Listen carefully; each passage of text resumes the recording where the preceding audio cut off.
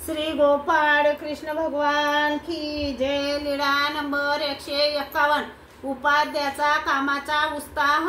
बाईसाने उपाध्याला काही बाजार आणायला पाठवले। एक वेळ पाठवले, नंतर दुसऱ्यांदा पाठवले, पुन्हा तिसऱ्यांदाही पाठवले। त्यावेळी सर्वज्ञांनी सांगितले, बाई, याला विशुक शेतकऱ्याकडील काटे उचलण्याचे लाकडी साधन लावून उभा करा, म्हणजे हा तुमच्या कामासाठी तसाच उभा राहील।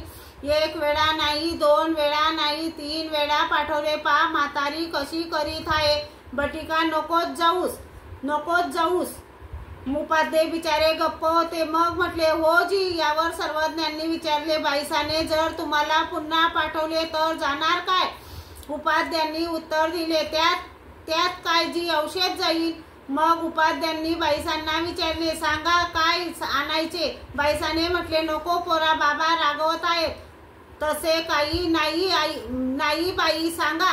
आणि बाईसाने काय आणायचे ते सांगितले। उपाध्ये गेले आणि सामान आणून दिले। श्री गोपाळ कृष्ण भगवान की जय।